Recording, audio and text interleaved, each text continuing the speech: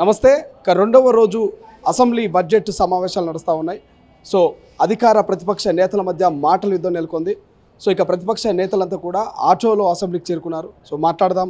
So వాడి వేడి చర్చలు నడుస్తూ ఉన్నాయి. ప్రస్తుతం మనతో పాటు Congress party TPCC general secretary Charan Kaushik Yadav ఉన్నారు. సో చరణ్ కౌశిక్ గారు, చూస్తూ ఉంటే అసెంబ్లీలో ఓవైపు ప్రతిపక్షాలు, మరోవైపు అధికార పార్టీకి సంబంధించిన మీ నేతల మధ్య మాటల యుద్ధం కనిపిస్తోంది. సో ముఖ్యంగా ఆటో డ్రైవర్ల సమస్యల్ని అసెంబ్లీలో చూపించేటువంటి ప్రయత్నం చేస్తుంది ప్రతిపక్షం. ఎట్లా చూస్తారు? అంటే ఇప్పుడే ప్రతిపక్షానికి ఆటో వర్కర్ల సమస్య గుర్తొచ్చినట్టు, అధికారంలో ఉన్నప్పుడు 10 సంవత్సరాల కాలం పాటు ఏనాడు ఒక ఆటో ఎక్కి ప్రయాణం చేయలే. ఈరోజు కౌశిక్ రెడ్డి గారు ఏకంగా ఆటోలో నిన్న రావడం జరిగింది. అదే కాకుండా గతంలో మీరు చూసిరు, దాదాపు 6 నెలల కాలం నుంచి సంవత్సరం కాలం పాటు యాదగిరిగుట్టలో ఆటో కార్మికులంతా కూడా ధర్నాలు చేసిరు. వాళ్ళు కనీసం పట్టించుకోలేదు. ఈరోజు ప్రతిపక్షంలోకి వచ్చిన తర్వాత ఆటో కార్మికులు గుర్తొచ్చిరు. ప్రతిపక్షంలోకి వచ్చిన తర్వాత బస్సులకు సంబంధించినటువంటి మహిళల సమస్యలు గుర్తొచ్చినాయి. అదేవిధంగా ప్రతిపక్షాలకు వచ్చిన తర్వాత మిగతా విషయాలని కూడా పెద్ద ఎత్తున వారికే తెలిసినట్టు విధంగా ప్రచారం చేసుకునే ప్రయత్నం వారు చేస్తూ ఉన్నారు. ఇవాళ నిజంగా ప్రతిపక్ష నాయకులకు బస్సు ఫ్రీగా ఇవ్వడం అనేది ఇష్టం లేదా, మహిళలకు ఫ్రీ అనేది ఇష్టం లేదా, లేక ఆటో డ్రైవర్ల సమస్యల్ని ప్రభుత్వం దృష్టికి తీసుకొచ్చేటువంటి ప్రయత్నం చేస్తుంది అంటే ఏం చెప్తారు? అంటే ఓటు బ్యాంక్ రాజకీయాల్లో భాగంగా వాళ్ళు ఏమంటామన్నా, బస్సు ప్రయాణానికి ఉచిత బస్సు ప్రయాణానికి మీ వ్యతిరేకం అంటే దాని గురించి స్పందిస్తలేరు. మేము వ్యతిరేకం కాదు, మేము ఆహ్వానిస్తున్నాం అని చెప్పేసి ఈరోజు పల్లరాజశేఖర గారు మాట్లాడారు. కానీ కౌశిక్ రెడ్డి గారే మాత్రం ఏకంగా ఆటోలో ప్రయాణం చేస్తూ ఆటో కార్మికుల సమస్య పరిష్కరిస్తారా లేదా అని చెప్పేసి నిన్న కవిత గారు మాట్లాడారు, కౌశిక్ రెడ్డి గారు మాట్లాడుతుంటే మరి ఆటో కార్మికుల మీద ప్రేమ ఉందా లేదు మహిళా బస్సు ప్రయాణానికి వ్యతిరేకం అనేది చాలా స్పష్టంగా ప్రకటించకుండా ఓన్లీ కనిపించేసే ప్రయత్నం వారు చేస్తూ ఉన్నారు. కాకపోతే కాంగ్రెస్ పార్టీ చిత్తశుద్ధి ఉందనేది చాలా స్పష్టం. ఎందుకంటే మా బీర్లైలయ్య గారు దాదాపు సుదీర్ఘ కాలం పాటు పెండింగ్ ఉన్నటువంటి యాదగిరిగుట్ట పైకి పోయే ఆటో కార్మికులు పైకి పోయే కార్యక్రమం చాలా రోజులు పెండింగ్ ఉన్నా కూడా వారితో చర్చలు జరిపి పైన ట్రాఫిక్ జామ్ అవుతుందా లేదా అని గమనించిన తర్వాత 10 రోజుల తర్వాత మరోసారి ఆ సమస్య కోసం పూర్తిస్థాయి పరిష్కారం చూపిద్దామని చెప్పేసి బీర్లయ్య గారు కావచ్చు కాంగ్రెస్ పార్టీ స్పందించిందంటే ఆటో కార్మికుల విషయంలో కాంగ్రెస్ పార్టీ స్పష్టత ఉంది.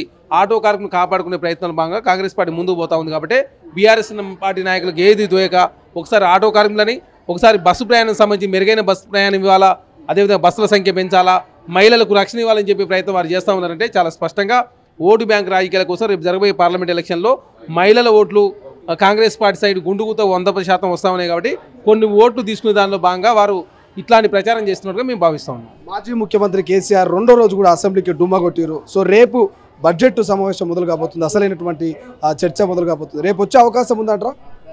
మేము కేసీఆర్ గారు అసెంబ్లీకి వచ్చి అసెంబ్లీ సమావేశంలో భాగస్వాములు కావాలని చెప్పేసి కాంగ్రెస్ పార్టీ కోరుకుంటా ఉంది. దానిలో భాగంగా నిన్న ముఖ్యమంత్రి గారు చాలా స్పష్టంగా చెప్పారు అసెంబ్లీకి కేసీఆర్ గారు రావాలని చెప్తే కూడా కేసీఆర్ గారు నిన్న అసెంబ్లీకి వచ్చి కూడా బడ్జెట్ సమావేశాలు రాలేదు. అంటే గవర్నర్ ప్రసంగాన్ని రాకుండా ఓన్లీ చిన్న రూమ్ ఇచ్చిరని చెప్పడంతో కాంగ్రెస్ పార్టీ నిందలేసే ప్రయత్నం వారు చేశారు. గతంలో కాంగ్రెస్ పార్టీ ప్రతిపక్షంలో ఉన్నప్పుడు ఇచ్చింది కూడా మాకు గదే రూము, మాకు రూము ముఖ్యం కాదు, మీ ప్రజా సమస్యల మీద మేము మాట్లాడనని చెప్తే కేసీఆర్ గారు మాట్లాడకుండా తప్పించుకునే ప్రయత్నం వారు చేస్తూ ఉన్నారు. దానిలో భాగంగా కేసీఆర్ గారి ప్లేస్లో నిన్న హరీష్ రావు గారు బీఐసీ సమావేశంకి రావడం జరిగింది.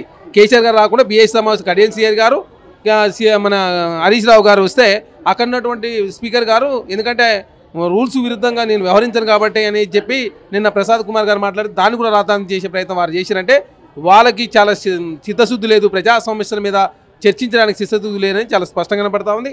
అదే కాకుండా నిన్న గవర్నర్ ప్రసంగంలో 40 అంశాలతో కూడినటువంటి విషయాల పట్ల కాంగ్రెస్ పార్టీ చాలా స్పష్టంగా national women rights commission Telangana రాష్ట్రంలో పునరుద్ధరిస్తామని, అదేవిధంగా సమాచార కమిషన్ ఏర్పాటు చేస్తామని చాలా స్పష్టంగా ప్రభుత్వం చెప్పిందంటే పారదర్శకమైన పాలన అందించాలని చెప్పి ప్రభుత్వం కోరుకుంటా ఉంది. కాబట్టి సమాచార కమిషన్ గత ప్రభుత్వం నిర్వీర్యం చేసింది. 5 సంవత్సరాల కాల పరిమితి 3 సంవత్సరాలు చేసిరు. సమాచార యాక్ట్ ద్వారా ఏనాడు సమాచారం ఇవ్వలేదు. కానీ తెలంగాణ రాష్ట్ర కాంగ్రెస్ ప్రభుత్వం సమాచార కమిషన్ను పునరుద్ధరిస్తూ ఉంది. అదే కాకుండా నేషనల్ హ్యూమన్ రైట్స్ కమిషన్ మానవ హక్కులు ఉండాలని చెప్పేసి కాంగ్రెస్ పార్టీ కోరుకుంటా ఉంది. కాబట్టి ఆ 2 విషయాలు నిన్న 40 అంశాల్లో కూడా చర్చ జరిగిందంటే కాంగ్రెస్ పార్టీ పారదర్శకమైన పాలన అందిస్తున్నది చాలా స్పష్టం. సో ఏం చెప్తారు? ఇక అదే తరుణంలో కవిత గారు కూడా ఘాటు వ్యాఖ్యలు చేస్తూ ఉన్నారు. టీఎస్పీఎస్సీ బోర్డు చైర్మన్గా నియమితులైనటువంటి మాజీ డీజీపీ మహేందర్ రెడ్డి గారిని కూడా తొలగించాలి, అవసరమైతే జ్యుడిషియల్ ఎంక్వైరీ చేయాలంటున్నారు. సో ఏం చెప్తారు? మీరు గతంలో మహేందర్ రెడ్డి గారు హైదరాబాద్ కమిషనర్గా పనిచేసారు, అదే కాకుండా వారు డీజీపీగా పనిచేసారు. మరి గతంలోనే ఆరోపణలు మరి డీజీపీ ఎందుకు చేసారు? మీరు వారిని డీజీపీ చేసిరంటేనే గతంలో వారు ఏమైనా అవినీతి చేస్తే మరి ఎందుకు మీరు చర్యలు తీసుకోలేదు? వారి ట్రాక్ రికార్డులో ఎక్కడ కూడా వ్యత్యాసం లేదు. ఆనాడు రాజకీయాల సందర్భంగా కాంగ్రెస్ పార్టీ రాజకీయాల సందర్భంగా మాట్లాడింది తప్ప వారు తెలంగాణ రాష్ట్రంలో టీఎస్పీఎస్ని ప్రక్షాళన చేసే దానిలో భాగంగా అప్లై చేసుకున్న దానిలో మెరుగైన అభ్యర్థిగా తను కనపడ్డాడు. కాబట్టి డీజీపీ గారిని, మాజీ డీజీపీ గారిని మహేందర్ రెడ్డి గారిని కాంగ్రెస్ ప్రభుత్వం టీఎస్పీఎస్సీ చైర్మన్గా నియమించింది. 11 నెలలు మాత్రమే సమయం ఉంది.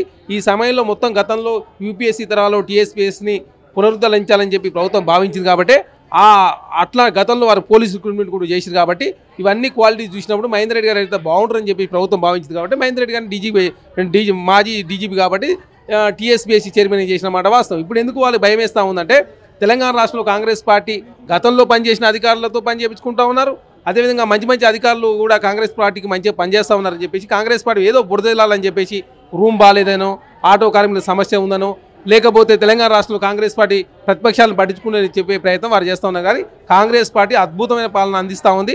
రేపు జరగబోయే పార్లమెంట్ ఎలక్షన్లో కాంగ్రెస్ పార్టీ 14 పార్లమెంట్ స్థానాలు గెలవబోతాం.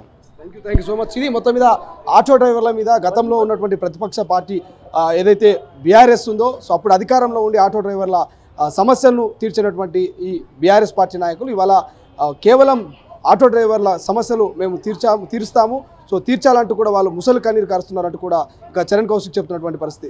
కెమెరా పర్సన్ అజయ్తో శ్రీశైలం, తొలి వెలుగు, హైదరాబాద్.